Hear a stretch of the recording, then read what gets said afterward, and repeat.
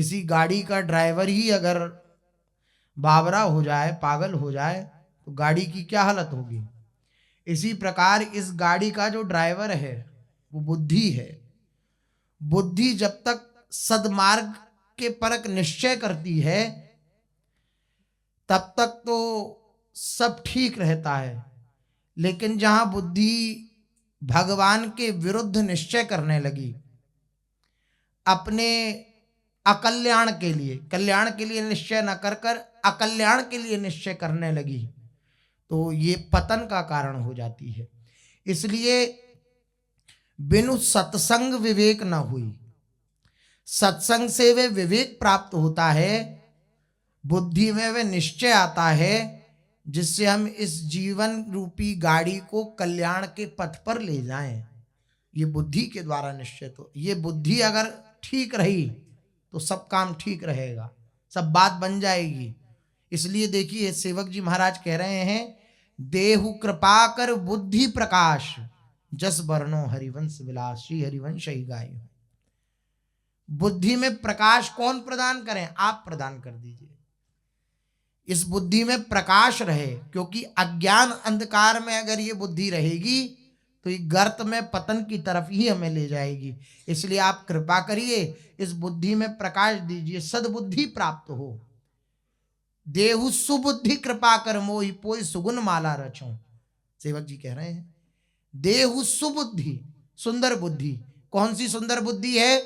जो भगवान के प्रति निश्चय करती है, वह बुद्धि सुंदर बुद्धि है। ऐसी ही सुंदर बुद्धि श्री भीष्म पितामह जी की है। वे कह रहे हैं भगवान से अंतिम समय में कि हे नाथ, इस बुद्धि रूपी पुत्री को आप अंगीकार करिए। इसमें अभी तक किसी प्रकार का कोई दोष नहीं आया है, ये आपको समर्पित है, अब इसको आप स्वीकार कर लीजिए। ये बुद्धि में किसी प्रकार का कोई दोष ना हो, केवल भगवत संबंधी निश्चय हो, वही बुद्धि की कौशलता है। वही बुद्धि सर्वोपरि है जिसमें भगवत संबंधी निश्चय होते हैं। अगर बुद्धि बिगड़ गई तो फिर अनेक प्रकार के झंझटों में फंसा देगी, अनेक प्रकार के व्यवधानों में फंसा देगी। अगर बुद्धि बिगड़ गई तो हम ज्यादा बुद्धिमान हुए। महापुरुषों ने जो अपना अनुभव अपनी वाणी के द्वारा प्रकट किया, उसको सीधा स्वीकार न करके अपनी बुद्धि कौशल पर विश्वास किया कि हम बहुत बड़े बुद्धिमान हैं, तो फिर पतन निश्चित है। महापुरुषों की वाणी का अवहेलना करके हम अपनी बुद्धि के निश्चय को अगर उत्तम अवस्था में रखेंगे, उस पर महत्व देंगे, तो फिर पतन होना संभव है। और महापुरुषों के प्रति शरणागत हो जाएं। हमारी बुद्धि काम नहीं करती, हम सत असत को नहीं जानते, लेकिन अब वही करेंगे जो श्री सद्गुरुदेव भगवान कहेंगे, तो फिर बात बन जाएगी। अब हम वही करेंगे जो हमारे गुरुजनों ने, आचार्य जनों ने, महापुरुषों ने, श्री भगवान ने जो कह दिया है वही करेंगे, तो फिर ये बुद्धि सही मार्ग पर आ जाएगी।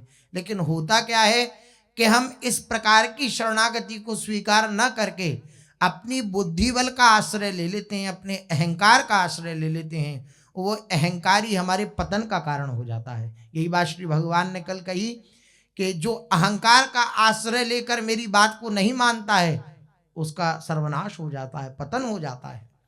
इसलिए अपनी बुद्धि को या तो इतना जागृत कर लें सत्संग के प्रभाव से कि सत असत की वृत्ति को हम समझ पाएं, देख पाएं और उसके अनुसार बर्ताव कर पाएं। अगर ये संभव न हो पाए तो फिर एक बात अपने जीवन में गांठ बांध लेनी चाहिए कि हमें अपने गुरुजनों की आज्ञा के विरुद्ध एक कदम भी नहीं बढ़ाना। राही के संग चलत ही होत और की ओर। अगर एक कदम भी हमने अपने गुरुजनों की आज्ञा के विरुद्ध बढ़ाया तो निश्चित रूप से वही कदम हमारे पतन का कारण हो जाएगा। ये सत्य बात है। जहां कहीं भी हम अपनी बुद्धि को महत्व दे करके, अपनी बुद्धि को प्रधान रखकर चलते हैं, वहां देखिए क्लेश अशांति होगी।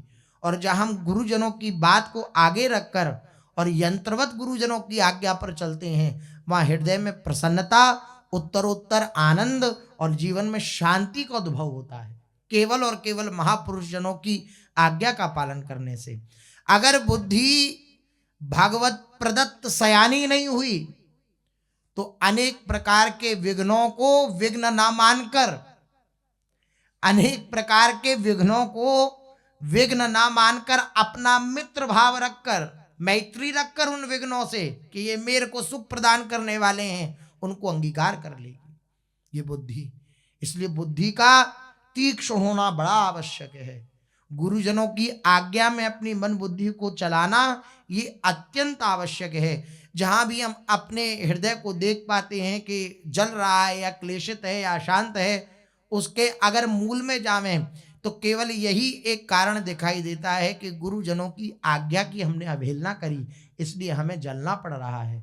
जहां गुरुजनों की आज्ञा की अवहेलना होगी, ये मन बुद्धि कुछ और निश्चय कर बैठेंगे, कुछ और संकल्प विकल्प कर बैठेंगे, तो निश्चित मानिए 100 का 100% हमारा पतन हो जाना निश्चित है, अगर गुरुजनों की आज्ञा का विरोध भाव बुद्धि में रहा तो। और ये प्रायः कमजोर श्रद्धा वालों के हृदय में रहता ही है। कमजोर श्रद्धा अर्थात कि हम मान तो रहे हैं बात, लेकिन हमारे मन बुद्धि को सूट कर रही है तभी मान रहे हैं। हमारे मन बुद्धि राजी हुए हैं तभी हम उस बात को मान रहे हैं, वरना हम हाँ हाँ करते रहेंगे लेकिन अंदर से तो यही मानेंगे कि जो हमारे मन बुद्धि हमें सिखा रहे हैं वही बात उत्तम है। लेकिन जब पूर्ण श्रद्धा होती है महापुरुषों के चरणों में, तो अब जो ही कहें करें हम सोई, आए सुलिए चले निज दासी। दासी का स्वरूप ही यह है कि वो आज्ञावर्ती होती है। कृपा का स्वरूप ही यह है, जो कृपा पात्र होगा वो आज्ञावर्ती होगा। कृपा पात्र सोई जानिए जो आज्ञावर्ती हुए। कृपा पात्र वही है जो गुरुजनों की आज्ञा के अनुसार चल रहा है। इसका कारण क्या है? इसका कारण इतना ही है कि जब हम आज्ञा के अनुसार चलते हैं तो जो बुद्धि हमारी अहंकार को साथ लेकर के चलती है, चलने का प्रयास करती है, इधर उधर भटकती है, गुरुजनों की आज्ञा उस पर विराम लगाती है। वरना स्वच्छंद स्वतंत्र बुद्धि का परिणाम आप देखिए, ये संसार स्वतंत्र बुद्धि का परिणाम है। संसार में जो कुछ जीव जगत कर रहा है ये स्वतंत्र बुद्धि का परिणाम है। लेकिन यही बुद्धि जब गुरुजनों के आश्रित हो जाती है, उनके कहे अनुसार उनकी आज्ञा में बंध जाती है, तो निश्चित रूप से ये कल्याण करने वाली बन जाती है, अन्यथा ये बड़ा विघ्न डालने वाली हो जाती है। इसलिए श्री भगवान कह रहे हैं कि जो सब प्रकार से मेरी शरण होता है उसको कोई विघ्न व्याप्ते नहीं। तो फिर प्रश्न हुआ कि आपके प्राप्त होने के बाद जो अणिमादी सिद्धियां हैं, अष्ट सिद्धि 9 निधि, ये जो 8 प्रकार की सिद्धियां और 9 प्रकार की निधियां कही गई हैं, ये उस उपासक के पास आ जाती हैं क्या? तो भगवान उत्तर देते हैं, भक्त को इनकी आवश्यकता ही नहीं है। इन सब सिद्धियों की, इन सब निधियों की भक्त को आवश्यकता नहीं है, क्योंकि वो निरंतर मेरे चिंतन में आनंद मग्न है, उसकी बुद्धि सयानी है। रामई भजई ते चतुर नर। चतुर कौन है? बुद्धिमान कौन है? जो भगवान का भजन करता है वो बुद्धिमान है। बुद्धि की पराकाष्ठा यह नहीं कि हम कैसा चमत्कार कर दें, क्या ऐसा कर दें कि लोग हमें जाने कि बहुत बड़े महात्मा हैं या बहुत बड़े सिद्ध हैं। ये बुद्धि की पराकाष्ठा नहीं है। बुद्धि की पराकाष्ठा है निरंतर कैसे भगवान का चिंतन हो।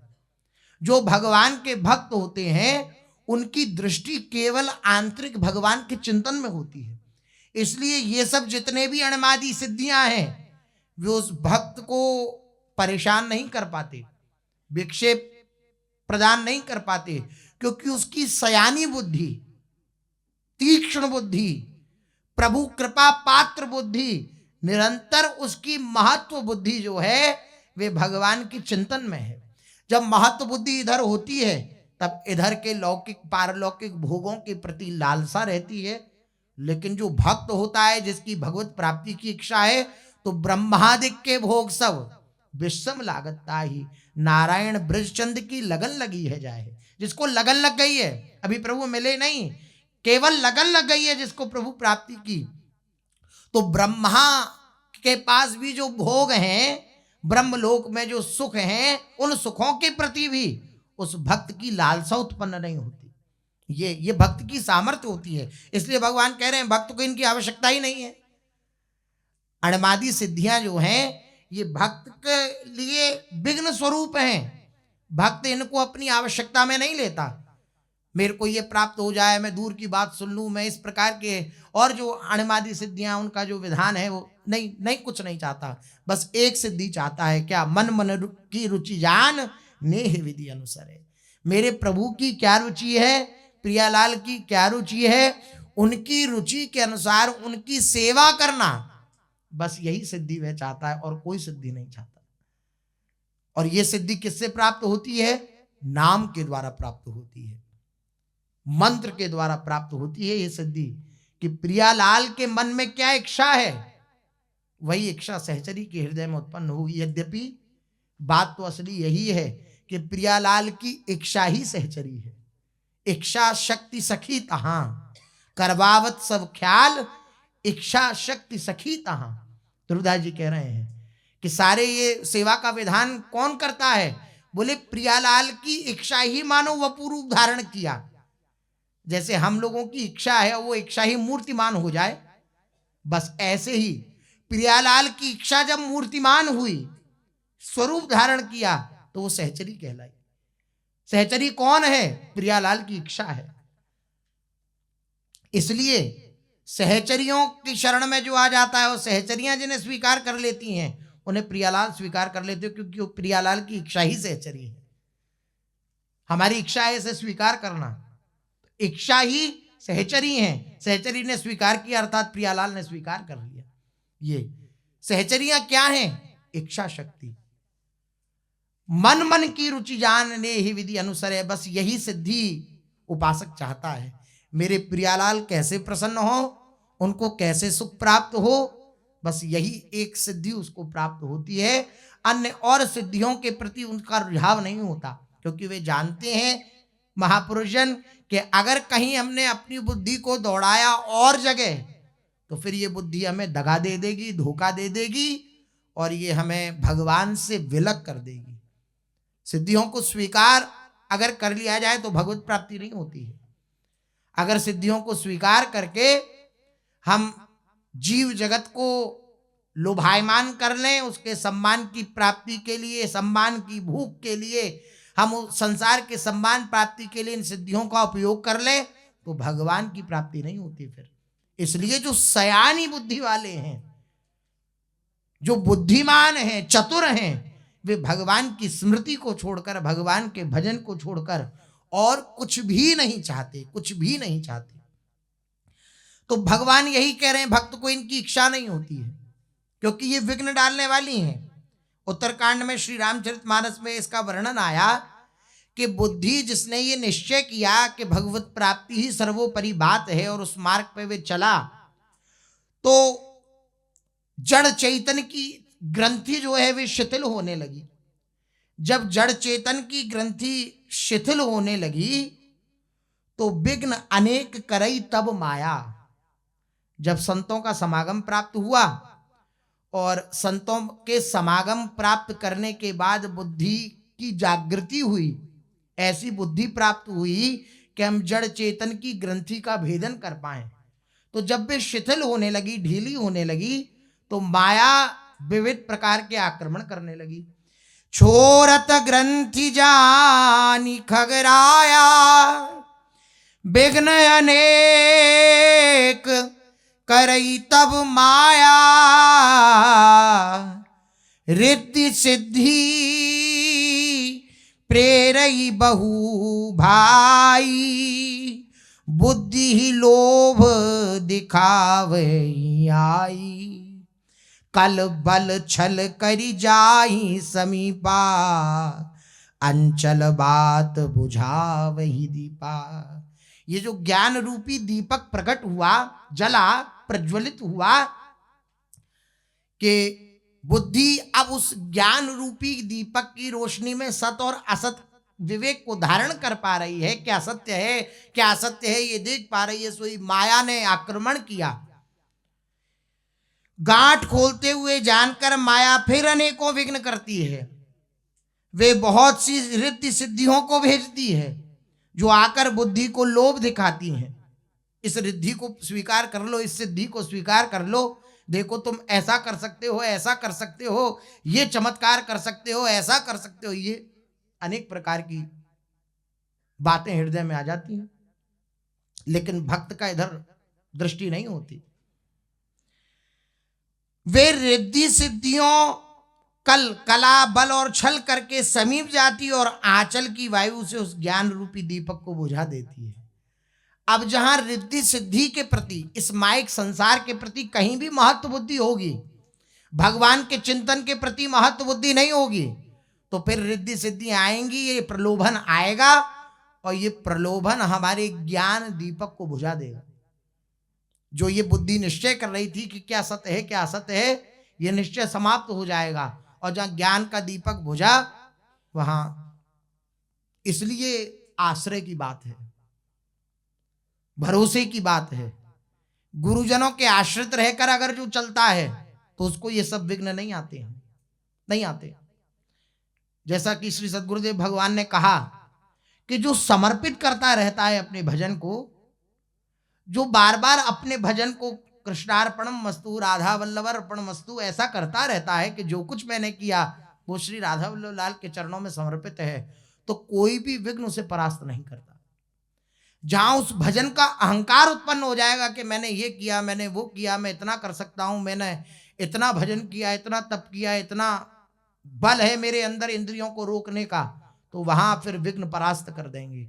और जो ऐसे बच्चा बना हुआ है, जो कुछ हो रहा है वो प्रियालाल की कृपा से हो रहा है, जो कुछ मैं कर रहा हूं वो प्रियालाल की कृपा कटाक्ष के द्वारा हो रहा है, उनकी दृष्टि है मेरे प्रति, इसलिए ये सब हो पा रहा है। और जो कुछ हो रहा है मैं प्रियालाल के ही समर्पित कर दे रहा हूं, उन्हीं की वस्तु उन्हीं को समर्पित कर दे रहा हूं। ऐसी भावना से जो चलता है उसको कोई विघ्न परास्त नहीं करते। लेकिन अगर अपनी बुद्धि की महत्व बनी रही और वह बुद्धि का निश्चय संसार के प्रति बना रहा, तो ये सब प्रलोभन जो है ये हृदय की ग्रंथि का भेदन तो कर नहीं पाएंगे, ये सब प्रलोभन हमारा पतन करवा देंगे।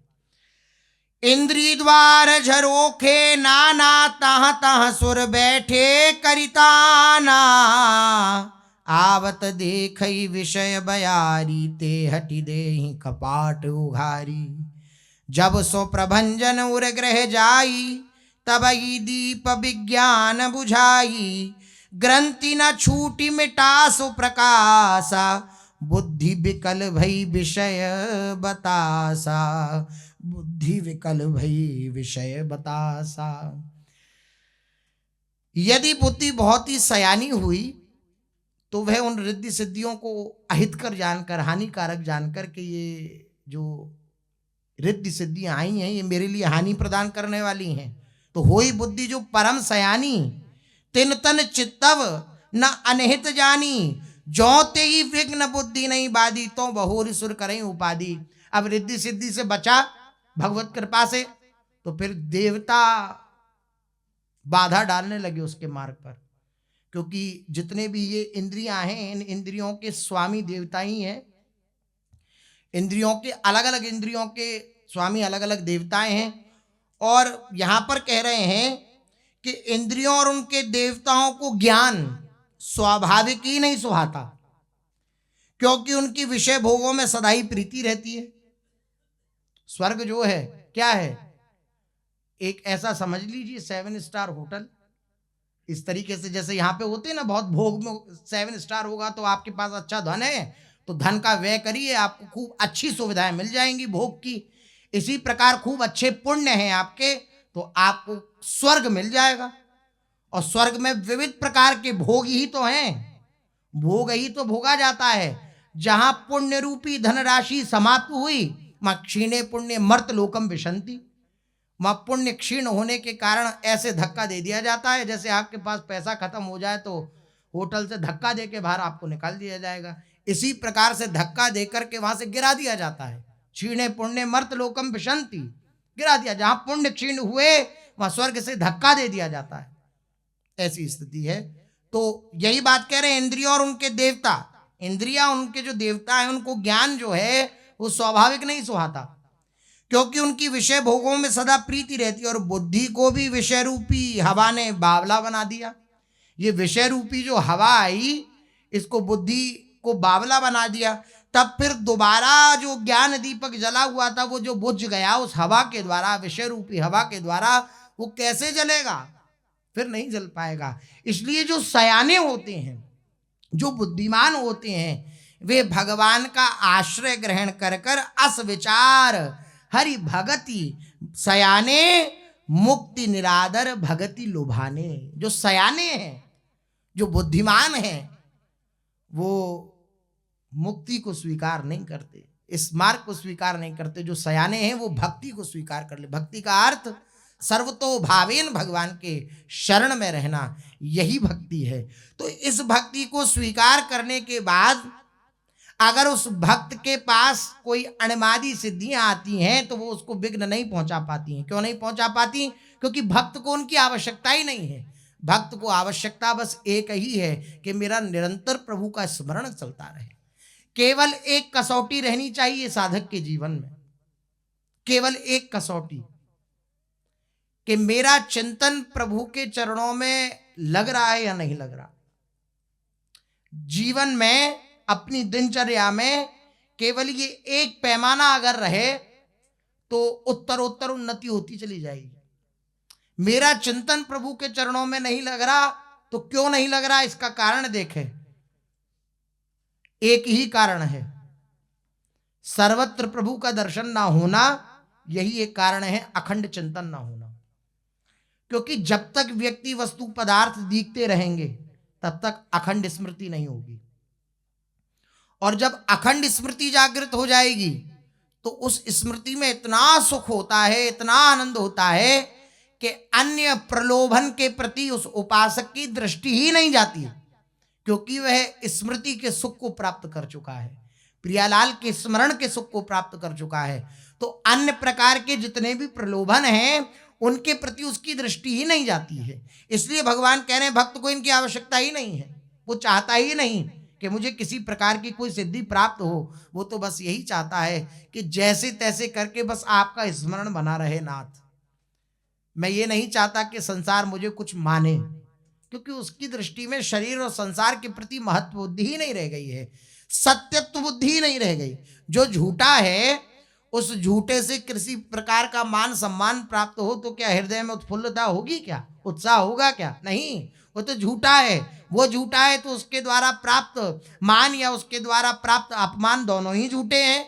तो भक्त की उधर दृष्टि ही नहीं है, एक दृष्टि है बस कि प्रियालाल का निरंतर चिंतन बना रहे।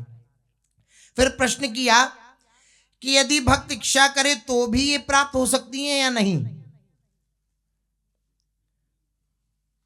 पहली बात तो भक्त को आवश्यकता नहीं होती, लेकिन अगर भक्त इच्छा करे कि मुझे ये सिद्धियां प्राप्त हो जाएं, 8 प्रकार की सिद्धियां, 9 प्रकार की निधियां, ये सब प्राप्त हो जाएं, तो क्या उसे प्राप्त हो जाती हैं? अब कितनी विलक्षण बात कह रहे हैं। भगवान ने ऐसा उत्तर दिया है कि हृदय जल उठे। जल उठे का अर्थ है कि पश्चाताप होने लगे कि क्या अपने चित्त की स्थिति है। भगवान कह रहे हैं मेरा भक्त इन सबकी इच्छा करता ही नहीं, और करे तो वह मेरा अनन्य भक्त नहीं है। हम भक्त भी हैं और इन सिद्धियों के प्रति हमारे हृदय में लालसा भी है कि हमें प्राप्त हो जाएं, तो फिर हम अनन्य भक्त ही नहीं है। हमने भ्रम पाल रखा है कि हम भक्त हैं, हम अनन्य प्रेमी हैं, श्री प्रियालाल से बहुत प्यार करते हैं, ये हमने भ्रम पाल रखा है। 8 प्रकार की सिद्धियां, 9 प्रकार की निधियां, इनका वर्णन हो और इनको प्राप्त करने का उपाय हो और हमारी आंखें खुल जाए तो बड़ी नीचली स्थिति है। नहीं, अनेक प्रकार के प्रलोभन देने पर भी भक्त का हृदय का जो भाव है उस प्रलोभन में नहीं जाता, केवल इस बात में रहता है कि मेरे को प्रियालाल प्यारे लगे रहें, मुझे और कुछ प्यारा न लगे, मुझे भगवान प्यारे लगे। ये बात उसके हृदय में होती है। यदि भक्त इच्छा करे तो भी ये प्राप्त हो सकती है या नहीं, तो भगवान कह रहे हैं मेरा भक्त इन सबकी इच्छा नहीं करता, और अगर इच्छा करता है तो वो मेरा अनन्य भक्त नहीं है। अनन्य भक्त के अंदर ये सब इच्छाएं प्रकट नहीं होती। साधक ने प्रश्न किया, आपकी प्राप्ति होने के बाद आपके भक्त का क्या अधिकार होता है, क्या अधिकार होता है आपके भक्त के पास? भगवान ने उत्तर दिया, वे अपना कुछ भी अधिकार नहीं मानता। वे अपने ऊपर ही अपना अधिकार नहीं मानता, तो फिर किसी और दूसरे व्यक्ति वस्तु स्थान के प्रति अपना अधिकार क्या मानेगा? वे अपने शरीर, मन, वाणी, इंद्रियां और स्वयं के सहित प्रभु के चरणों में समर्पित हो गया है। अपना ही अधिकार प्रभु के चरणों में समर्पित कर दिया है कि मेरे प्रति भी अधिकार नहीं है, प्रभु का अधिकार है मेरे सर्वस्व पर। तो फिर उसका किसी और व्यक्ति वस्तु पदार्थ के प्रति अधिकार रह कैसे जाता है? वह अपना कुछ भी अधिकार नहीं मानता और न कहीं कोई अधिकार चाहता ही है। अब देख लेना चाहिए अपने हृदय में कि हम किसी बात पर अपना अधिकार बनाए हुए हैं। अगर अधिकार बनाए हुए हैं और वह अधिकार हमें प्राप्त नहीं हो रहा है, तो क्या उस अधिकार की हमें आकांक्षा है कि यह अधिकार मुझे प्राप्त हो जाए, ये प्राप्त मुझे हो जाए? अगर ऐसी आकांक्षा है तो अभी भक्ति की धरा पर नहीं है। भक्त की जो स्थिति होती है, वे अपने ऊपर कोई अधिकार नहीं समझता, वे पूरा अधिकार जो है वे प्रभु के चरणों में समर्पित कर देता है, अपनी बागडोर प्रभु के हाथों में सौंप देता है। अपना पर ही अधिकार नहीं रह जाता तो किसी और पर क्या अधिकार? वे अपना कुछ अधिकार नहीं मानता और ना चाहता ही है। तो साधक ने प्रश्न किया, उसके न चाहने पर भी आप तो दे सकते हैं ना कोई अधिकार उसे? भगवान बोले, हाँ मुझे आवश्यकता होती है तो मैं दे देता हूं। अगर मुझे आवश्यकता प्रतीत होती है तो मैं उसे अधिकार प्रदान कर देता हूं, उसमें सामर्थ्य दे देता हूं। अगर मेरे को आवश्यकता है कि जीव जगत का कल्याण हो, तो मैं अपने उस महापुरुष के प्रति, उस उपासक के प्रति, अपने उस निज जन के प्रति वह सामर्थ्य प्रदान कर दूंगा, अधिकार प्रदान कर दूंगा कि वे जीव जगत का कल्याण करें। आगे भगवान वर्णन करेंगे कि कैसा अधिकार श्री भगवान देते हैं। अगर उनकी इच्छा होती है तो उससे शेष चर्चा आगे चलते हैं। महाप्रभु श्री चैतन्य देव जी का चरित्र अपने लोग कथन श्रवण कर रहे हैं, जिसमें श्री महाप्रभु जी श्री जगन्नाथ जी की पुण्यमयी लीलाओं का कथन श्रवण कर रहे हैं। दिव्य रथ यात्रा का समय निकट आ रहा है। रथ यात्रा क्यों मनाई जाती है, क्या कारण है, श्री जगन्नाथ जी कैसे प्रकट हुए, ये दारू विग्रह क्या है, ये सब कथाएं श्री महाप्रभु जी अपने निज पार्षद जनों के मध्य में खूब कथन कर रहे हैं, कभी श्रवण कर रहे हैं। इस प्रकार से दिव्य लीलाएं चल रही हैं। अपने लोगों ने श्रवण किया, विद्यापति जी वापस लौटे और उन्होंने आकर के जो इनके राजा हैं इंद्रद्युम्न, उनको बतलाया कि नील माधव का पता प्राप्त हो गया है। वे उनके साथ फिर उस नगर में गए जहाँ नील माधव विराजमान हैं, और जाकर के देखा तो नील माधव अंतर्ध्यान हो चुके थे। तब इंद्रद्युम्न राजा के प्रति आकाशवाणी हुई कि तुम चिंता मत करो किसी प्रकार की, हम तुम्हें इस स्वरूप में दर्शन नहीं देंगे, लेकिन जगन्नाथ, बलदेव, सुभद्रा और सुदर्शन, इन 4 स्वरूपों में तुम्हें दर्शन प्राप्त होगा। तुम जाओ और जाकर के बंकिम मोहाना एक स्थान है, उस महासागर के निकट स्थित होकर के, बंकिम मोहाना पर स्थित होकर के तुम हमारा इंतजार करो। एक लाल रंग की एक लकड़ी आवेगी, वृक्ष का तना आएगा, उस पर शंख चक्र गदा पद्म ये चिन्ह होंगे, तुम उनके द्वारा हमारे श्री विग्रहों का निर्माण करवाना। उस समय की प्रतीक्षा के बीच में ही इंद्रद्युम्न राजा ने दिव्य श्री जगन्नाथ जी के लिए मंदिर बनवाया। सुंदर उसके ऊपर चक्र स्थापित किया गया। विचार आया कि प्रतिष्ठा के लिए, मंदिर की प्रतिष्ठा के लिए श्री ब्रह्मा जी के पास जाना चाहिए, वही सबसे उत्तम है। श्री जगन्नाथ जी पधार रहे हैं तो मंदिर की प्रतिष्ठा के लिए ऐसे विद्वान ब्रह्मा जी हों तो कहना ही क्या। ब्रह्मा जी को प्राप्त करने की इच्छा से, उनको लाने की इच्छा से इंद्रद्युम्न राजा ब्रह्मलोक गए, लेकिन कुछ समय लग गया। अब कुछ समय क्या लगा, नीचे तो हजारों वर्ष बीत गए, ब्रह्मलोक में इतना समय लगा। तो ब्रह्मा जी आए, देखा कि यहाँ पे तो अलग ही लीला है। फिर एक राजा था, उस राजा की सवारी जा रही थी तो उसका घोड़ा किसी नुकीली चीज से टकरा करके गिर पड़ा। तो देखा, खुदवाया तो मंदिर निकला तो उसने जीर्णोद्धार कराया। इतने में इंद्रद्युम्न राजा आ गए। उन्होंने कहा कि ये हमारा मंदिर है, नहीं माने तो काग भुसुंडी जी और श्री ब्रह्मा जी ने साक्षी दी कि ये इन्हीं का मंदिर है। तब उस राजा ने ये मंदिर पुनः इंद्रद्युम्न राजा को समर्पित कराया। और बंकिम जो ये मुहाना है, चक्र तीर्थ जिसे कहते हैं, वहां जाकर के अब प्रतीक्षा करने लगे। ब्रह्मा जी विराजमान है और इंद्रद्युम्न राजा भी विराजमान है। धीरे धीरे वो समय निकट आया। वो लकड़ी तैरते हुए आई, जिस लकड़ी पर शंख चक्र गदा पद्म विराजमान थे। आदेश दिया इंद्रद्युम्न राजा ने कि प्रणाम करके सब हाथी और ये सब लगा करके इस लकड़ी को बाहर निकालो समुद्र से। बहुत प्रयास किए गए लेकिन वे लकड़ी बाहर नहीं निकली। इतना प्रयास करने पर वो लकड़ी बाहर नहीं निकली। तब आकाशवाणी हुई कि हम ऐसे नहीं बाहर आएंगे। हमारे जो प्रिय विद्यापति हैं, विश्वावसु हैं, ललिता हैं, इन सबको बुलाओ, ये निकालेंगे तब हम निकलेंगे। ऐसी आकाशवाणी हुई कि हमारे पुराने सेवक दैतापति विश्वावसु, उनकी पुत्री ललिता तथा उनके दामाद विद्यापति को बुलवाओ। एक ओर से मुझे विश्वावसु उठाएंगे, दूसरी ओर से ब्राह्मण विद्यापति तथा उसकी पत्नी ललिता उठावेंगी। इस प्रकार से उठ जाएगा। एक ओर से जो है विश्वावसु और एक तरफ से दोनों पति पत्नी।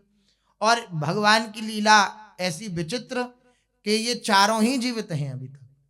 इंद्रद्युम्न तो है ही, गुंडीचा रानी उनकी जीवित हैं, और विद्यापति और ये उनकी पत्नी ललिता, विश्वावसु सब अभी तक जीवित हैं। हजारों वर्ष बीत चुके हैं। भगवान को अपनी लीला संपादित करानी होती है तो उनके लिए क्या संभव है? सब कुछ संभव है श्री भगवान के लिए। निकालने का प्रयास प्रारंभ हुआ। भगवान नील माधव की इच्छा और शक्ति से विश्वावसु, ललिता और विद्यापति भी उस समय तक जीवित थे। उन सभी को आदर सहित वहां लाया गया। महाराज इंद्रद्युम्न ने एक स्वर्ण के रथ का निर्माण करवाया, क्योंकि आकाशवाणी ने यह भी कहा कि एक स्वर्ण का रथ बनवाओ, उसमें विराजमान होंगे। महाराज इंद्रद्युम्न ने विश्वावसु, विद्यापति तथा ललिता से समुद्र के जल में जाकर वृक्ष के तने को निकालने के लिए निवेदन किया। वे तीनों स्वयं को वृक्ष के तने को उठाने में अक्षम मानते हुए कि हम तो नहीं उठा सकते। अब आप विचार करिए, इतनी बड़ी बड़ी सेनाएं लगी, हाथी घोड़ा लगे, तब वो वृक्ष का ताना नहीं निकल पाया, तो तीनों कैसे निकाल लेंगे?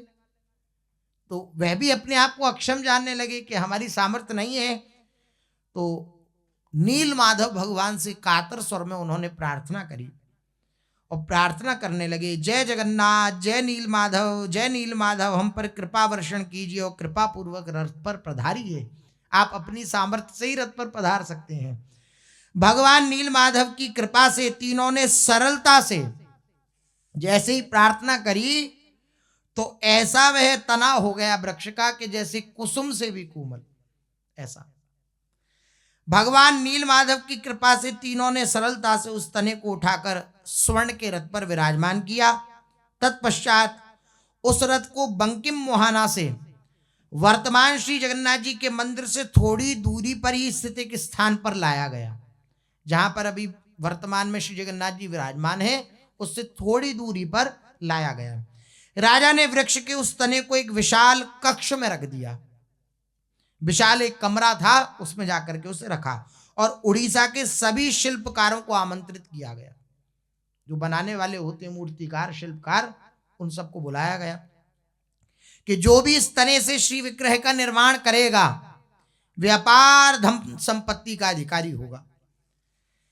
बहुत से प्रसिद्ध शिल्पकार श्री विग्रह का निर्माण करने के लिए आए, किंतु जैसे ही उनके लोहे आदि के साधारण औजार लोहे से भी कठोर उस लकड़ी का स्पर्श करते, उसी क्षण में सभी औजार छिन्न भिन्न हो जाते। विचार करिए,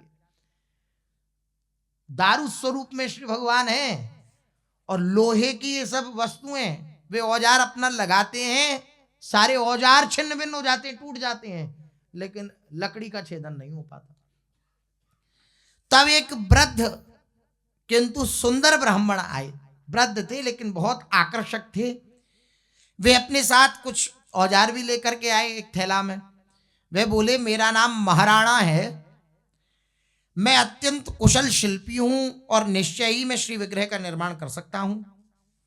वास्तव में भगवान नील माधव या जगन्नाथ देव स्वयं ही उस वृद्ध ब्राह्मण के रूप में प्रकट हुए थे। वह ब्राह्मण पुनः बोले, मैं श्री विग्रहों का निर्माण 21 दिनों में कर दूंगा। 21 दिन लगेंगे श्री विग्रहों का निर्माण करने में, परंतु एक शर्त है, आपको वचन देना पड़ेगा। क्या वचन? कि जब तक मैं 21 दिनों तक इन श्री विग्रहों का निर्माण करूंगा तब तक इस भवन का, इस कमरे का द्वार बंद रहेगा, कोई खोलेगा नहीं उसे। भीतर केवल मैं अपने औजारों के साथ रहूंगा, जो मेरे औजार हैं उनके साथ मैं रहूंगा। 21 दिन का समय मांगता हूं, सुंदर श्री विग्रह आपको प्रदान करूंगा। 21 दिनों के बाद मैं ये द्वार खोलूंगा, तब आप लोग श्री विग्रहों के दर्शन कर सकेंगे और तत्पश्चात उन्हें मंदिर में स्थापित करके उनकी सेवा अर्चना करिएगा खूब। यदि किसी ने 21 दिन से पहले ही द्वार खोल दिया तो कार्य जहां छूटा होगा वहीं छोड़ करके मैं चला जाऊंगा। बीच में अगर रुक गया कार्य, आपके अत्यंत उत्साह के कारण आपने दरवाजा खोल दिया, तो फिर आप समझ लीजिए फिर ये बीच में ही रुक जाएगा सब कार्य। यह सुनकर राजा ने उत्तर दिया कि मैं आपके निर्देश का अवश्य पालन करूंगा, आप चिंता न करें। ब्राह्मण ने अपने औजारों के सहित कक्ष में प्रवेश कर भीतर से द्वार बंद कर दिया। 14 दिन के बाद, 21 दिन की बात थी, 2 हफ्ता के बाद कोई भी शब्द सुनाई नहीं देने लगा, क्योंकि 14 दिन तक छैनी हथौड़ा इन सब की आवाज आ रही थी खटफट, लेकिन 14 दिन के बाद कोई भी आवाज आना बंद हो गई। तो इंद्रद्युम्न राजा चिंतित हो गए। वे सोचने लगे कि ब्राह्मण ने 14 दिनों से ना तो कुछ खाया है, ना पानी की बूंद किसी प्रकार से अंदर गई है, तो कहीं उसके प्राण पखेरु तो नहीं उड़ गए। राजा के प्रधानमंत्री ने परामर्श दिया, महाराज अभी द्वार मत खोलिए, इसके पीछे अवश्य ही कोई रहस्य होगा, आप द्वार मत खोलिए। इसे 21 दिन पूरे होने पर ही आपको द्वार खोलना चाहिए, बीच में नहीं खोलना चाहिए। किंतु रानी जी जो गुंडिचा जी थी, उन्होंने कहा कि यदि वे आपके द्वार न खोलने के कारण ही मर गए तो हमें ब्रह्म हत्या, ब्राह्मण की हत्या का पाप लगेगा, और बहुत बड़ा पाप होता है ये आपका मंत्री जो कह रहा है वो कहने दो उसे, आप द्वार खुलवाओ, शीघ्रता पूर्वक द्वार खुलवाओ। ब्राह्मण की आज्ञा का उल्लंघन करने के कारण अनिष्ट की आशंका से द्वार खोलने की इच्छा न होने पर भी रानी के बार बार आग्रह करने पर महाराज इंद्रद्युम्न अपने सैनिकों से बलपूर्वक द्वार को खुलवाकर अंदर प्रवेश कर गए। कक्ष में ब्राह्मण को ना पाया। जो कक्ष था उस कमरे में ब्राह्मण देवता ही नहीं है वहां, और आश्चर्य का ठिकाना नहीं रहा। जो श्री इंद्रद्युम्न राजा ने दर्शन किए, श्री जगन्नाथ देव, श्री बलदेव प्रभु, श्री सुभद्रा देवी और श्री सुदर्शन चक्र, इन चारों के श्री विग्रह भी वहां असंपूर्ण अवस्था में विद्यमान थे।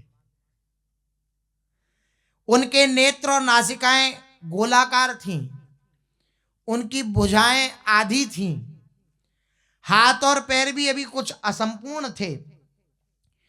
किसी एक अन्य घटनाक्रम के अनुसार या संभवतः अन्य किसी ब्रह्मांड की लीला के अनुसार जब महाराज ने द्वार खोला तो ब्राह्मण को अंदर देखा, क्योंकि कल्प भेद से लीला भेद हो जाता है। जैसे अनेक कल्पों में अनेक बार लीलाएं होती हैं, तो जैसे कई बार ऐसा श्रवण आता है करने में कि यहाँ पर कुछ और लीला लिखी है वही लीला, और अन्य पुराण में किसी और प्रकार से वही लीला लिखी है, तो ये अलग अलग लीला हुई क्या? नहीं, हाँ, अलग अलग कल्प में लीलाएं जब होती हैं तो कल्प भेद के अनुसार लीलाओं में कुछ आंशिक रूप से भेद हो जाता है। इसी प्रकार एक अलग कल्प में जो लीला हुई उसके अनुसार राजा ने जब दरवाजा खोला तो उनको ब्राह्मण देवता के दर्शन हुए। महाराज को देखते ही ब्राह्मण ने कहा कि अभी तो केवल 14 दिन ही बीते हैं, आपने अभी द्वार क्यों खोल दिया? विग्रहों को पूर्ण करने के लिए मुझे 7 दिनों की और आवश्यकता थी। संभवतः भगवान श्री जगन्नाथ देव जी की इच्छा ही ऐसी थी, इसलिए ऐसा हुआ है, नहीं तो आप भीतर नहीं आते और मैं बिना किसी बाधा के इन शिव विग्रहों को पूर्ण कर पाता। यह कहकर वे ब्राह्मण शिल्पकार अदृश्य हो गया। ये अलग लीला। उस समय महाराज और उनके कर्मचारियों को आभास हुआ कि वे ब्राह्मण साधारण शिल्पकार नहीं थे, वे तो स्वयं श्री जगन्नाथ देवी ही थे, क्योंकि उन्हीं में सामर्थ्य है अपने जैसा कुछ बनाने की भी। एको हम बहुश्याम, इस पूरी सृष्टि को भी तो उन्होंने ही बनाया है, श्री जगन्नाथ देव जी ने ही जगन्नाथ जी का प्रादुर्भाव किया। भगवान के श्री विग्रहों को असंपूर्ण देखकर महाराज इंद्रद्युम्न रोने लगे और अपने हृदय की पीड़ा को प्रधानमंत्री को बताते हुए बोले कि अपने वचन को तोड़कर मैंने ये जघन्य अपराध किया है, मेरे लिए प्राण त्याग देना ही उचित है। अब मैंने वचन दिया था कि किस दिन बाद इस दरवाजे को खोलूंगा, लेकिन मेरे को अब प्राण त्याग देने चाहिए, क्योंकि मैंने अपने वचन को, दिए हुए वचन का सत्कार नहीं किया। तभी आकाशवाणी हुई और आकाशवाणी के द्वारा भगवान ने राजा को आदेश देते हुए कहा कि चिंता मत करो, मैं स्वयं ही इसी रूप में प्रकट होना चाहता था। इस स्वरूप में जो ये हाथ भी पूरे नहीं हैं, पैर भी पूरे नहीं हैं, आंखें और मुख और नासिका भी गोलाकार है, इस स्वरूप में मैं ही प्रकट होना चाहता था। इसका भी एक गूढ़ रहस्य है। इन श्री विग्रहों को मंदिर में इसी रूप में स्थापित करो। ये जो मेरा स्वरूप है इसका गूढ़ रहस्य है, वो गूढ़ रहस्य भी वर्णन नहीं किया। आदेश दिया कि इन विग्रहों को ले जाकर के मंदिर में स्थापित करो। विद्यापति की ब्राह्मण पत्नी से उत्पन्न पुत्र क्रम पूर्वक मेरी पूजा करेंगे। ये जो ललिता जी हैं और विद्यापति, इन्हीं का वंश जो है, यही मेरी क्रम पूर्वक पूजा करें। और उसकी शबर पत्नी से उत्पन्न पुत्र मेरे लिए विविध प्रकार के व्यंजन बनाएं। दो पत्नियां थी ना विद्यापति जी की, तो जो विद्यापति की पहली पत्नी थी उनका वंश जो है पूजा अर्चना करे, और जो ललिता जी हैं, जो विश्वावसु की पुत्री, उनके द्वारा जो उत्पन्न वंश होगा वो भोजन प्रसादी श्री ठाकुर जी के लिए अमनिया बनावेगा, व्यंजन बनाए। विश्वावसु के गांव के दयिता और उनके वंशज रथ यात्रा के समय 10 दिनों तक मेरी सेवा करें। तो जो विश्वावसु जी के गांव के जन हैं, तो 10 दिन तक जो रथ यात्रा होती है उस समय जो सेवा करें वो वहां के जन करें।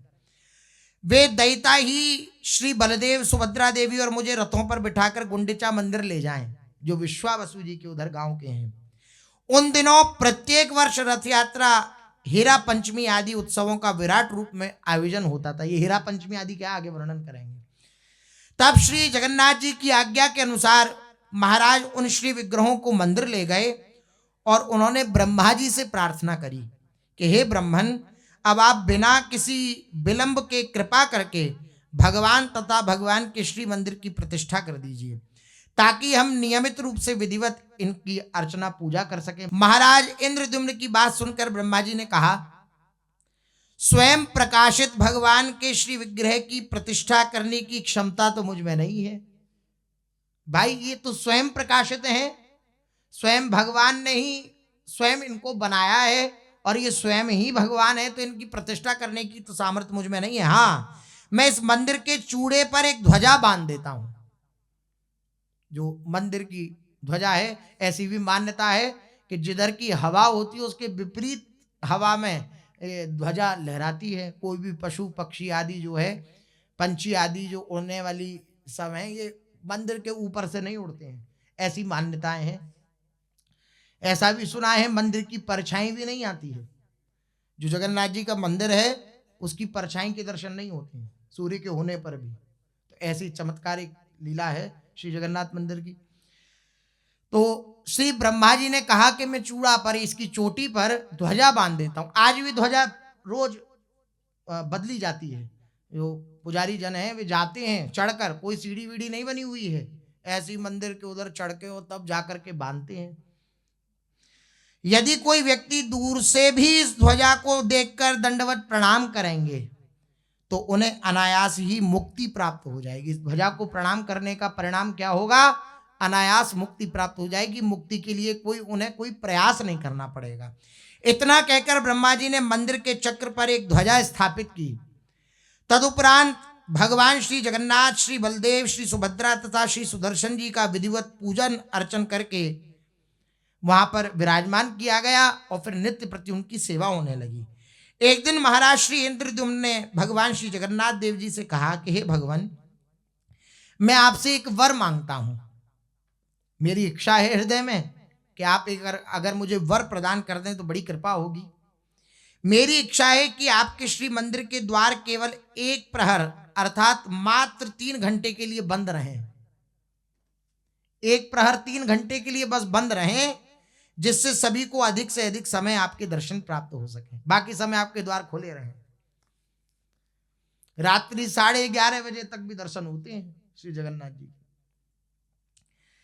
महाराज इंद्रद्युम्न की बात सुनकर भगवान जगन्नाथ ने भंगी करते हुए कहा, तब तो मुझे निद्रा को दूर करने के लिए सब समय ही बीच बीच में कुछ खाने के लिए चाहिए होगा।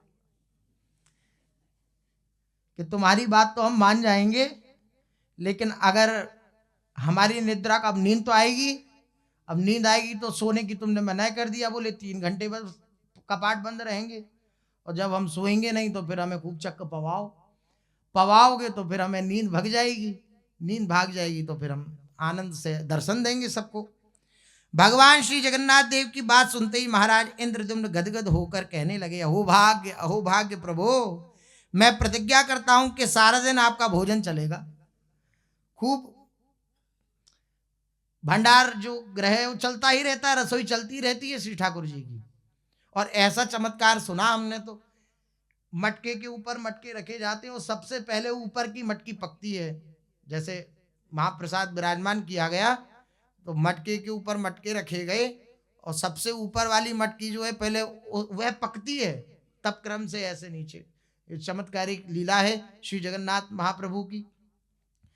जगन्नाथ जी ने कहा खूब भोग पवाओ, तो औरों को तो कटोरी में भोग लगता है श्री विग्रहों को, लेकिन हमारे श्री जगन्नाथ जी ये बड़े बड़े जैसे पात्रों में भोग अमनिया होता है, उन्हीं पात्रों को लाकर के सामने विराजमान कर दिया जाता है। मटकी जो होती हैं वो रज के पात्र होते हैं, वो सीधे सीधे पात्र पूरे दिन चलते ही रहते हैं। वो जो पार्षद जन है पूरे दिन यहाँ कंधा पे विराजमान करके वो चलता ही रहता है महाप्रसाद। जगन्नाथ के भात को जगत पसारे हाथ, कहावत भी है कि जगन्नाथ जी का जो प्रसाद है उसके लिए सारा जगत अपने हाथों को पसार करके उसको ग्रहण करता है। तो इंद्रद्युम्न राजा ने कहा, नाथ बड़ी कृपा आपकी, दिन भर आपका भोजन प्रसादी चलती रहेगी, आपके हस्तकमल कभी भी सूखे नहीं रहेंगे, सदा गीले बने रहेंगे दाल भात से। तब भगवान श्री जगन्नाथ ने महाराज इंद्रद्युम्न को वर देते हुए कहा कि तब तुम जैसा चाहते हो वैसा ही करो, मुझे कोई आपत्ति नहीं, किंतु इस वर में तो तुमने जगत वासियों के लिए ही सब कुछ मांगा है तथा मेरी सेवा के लिए कुछ प्रस्तुत हुए हो। मैं चाहता हूं कि तुम अपने लिए भी कुछ वर मांगो। तुमने जगत कल्याण के लिए सब मांगा कि जगत के लोगों को खूब आपका दर्शन हो, लेकिन अपने लिए भी कुछ मांग लो। तो राजा ने कहा कि जिससे कोई भी व्यक्ति आपके श्री मंदिर को अपनी संपत्ति मानकर दावी ना कर सके, इसलिए मैं आपसे वंश रहित होने का वरदान मांगता हूं। कितनी बड़ी सामर्थ्य है इस बात में, देखिए भगवान के लिए कि मेरा वंश आगे ना बढ़े, क्योंकि वंश आगे बढ़ेगा तो वो दावा करेंगे कि हमारा मंदिर है, नहीं नहीं ये आपका ही रहे, इसलिए मैं आपसे ये वर मांगता हूं कि वंश रहित हो जाऊं। यदि मेरे वंशज होंगे तो वे मेरे प्राण छूटने के पश्चात संपत्ति के लिए परस्पर लड़ेंगे और आपकी सेवा में किसी की रुचि नहीं होगी। आपकी सेवा के लिए एकत्रित धन पर वे अपना अधिकार समझेंगे। मैं नहीं चाहता कि मेरे कुल का कोई भी व्यक्ति ये सोचे कि ये मंदिर मेरी संपत्ति है। श्री जगन्नाथ, श्री बलदेव, श्री सुभद्रा पर केवल मेरा अधिकार है। जो धन प्रणामी के रूप में मंदिर में आ रहा है वे केवल मेरे भोग विलास के लिए है, ऐसा विचार न हो। भगवान की सेवा के उद्देश्य से प्राप्त धन का यदि कोई दुरुपयोग करता है, भगवान की सेवा के लिए कोई धन प्राप्त हुआ और उस प्राप्त धन का जो दुरुपयोग करता है तो उसे अवश्य ही नरक की प्राप्ति होती है। अपने भोग के लिए, भगवान की सेवा के लिए धन प्राप्त हुआ, संत सेवा के लिए धन प्राप्त हुआ, गौ सेवा के लिए धन प्राप्त हुआ, इसको अगर अपने सुख उपभोग के लिए हमने अगर स्वीकार कर लिया या उसका उपभोग कर लिया तो नरक की प्राप्ति होती है। संचालक को सेवा की भावना से सेवा कार्य करना चाहिए और उसे यह समझना चाहिए कि मंदिर का धन उसके पास भगवान की धरोहर है, इस भाव से उसकी सेवा करनी चाहिए। ये समस्त लीलार्था श्री जगन्नाथ, श्री बलदेव, श्री सुभद्रा और श्री सुदर्शन जी के अद्भुत रूप में आविर्भूत होने की लीला रानी गुंडिचा की प्रार्थना के परिणाम स्वरूप ही प्रकाशित हुई थी, क्योंकि वही पीछे पड़ गई थी कि खोलो आप दरवाजा, तो उन्हीं के कृपा प्रसाद से ये स्वरूप दर्शन में आया। इसलिए श्री जगन्नाथ, श्री बलदेव और सुभद्रा जी रथ यात्रा के समय जिस मंदिर में 1 सप्ताह तक विश्राम करते हैं उसका नाम रानी गुंडिचा के नाम पर गुंडिचा मंदिर रखा गया। इस प्रकार श्री जगन्नाथ देव जी की आज्ञा से प्रतिवर्ष बड़े समारोह से रथ यात्रा का आयोजन किया जाता है। विश्वावसु के गांव के दयिता श्री विग्रहों को मंदिर से लाकर रथों पर विराजमान करते हैं। नृत्य करते हुए आते हैं श्री जगन्नाथ जी। दर्शन किया हो तो बड़ा सा धारण करके मुकुट और नृत्य करते हुए श्री जगन्नाथ जी आते हैं, बलदेव जी आते हैं। गांव के जो दयिता हैं विश्वावसु जी के गांव के, वही श्री जगन्नाथ जी के श्री विग्रहों को ला करके विराजमान करते हैं रथों पर। और जो रथ यात्रा का महोत्सव होता है 10 दिन का, उस 10 दिन के महोत्सव में वही उनकी सेवा करते हैं। ललिता से उत्पन्न वंशज सुपकार के नाम से जाने जाते हैं। सुपकार, भगवान श्री जगन्नाथ ने उन्हें भोग रंधन का दायित्व सौंपा था। ये सुपकार पाक कला में इतने निपुण होते हैं कि वे एक ही साथ 100 मन चावल, दाल और अन्य व्यंजन बना लेते हैं। 100 मन एक ही साथ। चंदन यात्रा के समय श्री जगन्नाथ जी की समस्त देह पर चंदन का लेप किया जाता है। उस समय श्री मदन मोहन के नाम से विख्यात उनके विजय विग्रह को नौका विहार कराया जाता है। इसके उपरांत स्नान यात्रा के समय संपूर्ण भारत के सभी तीर्थों से हजारों घड़ों जल आता है। संपूर्ण भारतवर्ष के समस्त तीर्थों से हजारों घड़ों जल आता है, जिससे तीनों श्री विग्रहों का अभिषेक किया जाता है। स्नान यात्रा जिसे कहते हैं। अत्यधिक जल से स्नान करने के कारण भगवान अस्वस्थ लीला करते हैं। क्या वह अस्वस्थ हो गए? उस समय पुनः स्वास्थ्य लाभ के लिए लक्ष्मी जी भगवान को अपने महल में ले जाकर 15 दिन के लिए द्वार बंद कर लेती हैं। 15 दिन तक दर्शन नहीं होता, जैसा पूर्व महाप्रभु जी के चरित्र में अपने लोगों ने श्रवण किया था। उस समय में अलारनाथ जी का दर्शन होता है। यद्यपि उपरोक्त उपाख्यान में भगवान श्री जगन्नाथ देव के प्राकट्य का इतिहास बतलाया गया है, तथापि इससे स्पष्ट नहीं होता है कि उन्होंने अपूर्ण श्री विग्रह के रूप में प्रकटित होने की इच्छा क्यों की। इस रहस्य का आगे के अध्याय में वर्णन होगा कि श्री जगन्नाथ जी, बलदेव, सुभद्रा जी, इनका ये ऐसा स्वरूप क्यों हुआ, इसका क्या कारण था। तो 2-3 लीलाएं इस विषय में प्राप्त होती हैं। सो शेष चर्चा आगे। श्री राधा वल्लभ लाल की जय।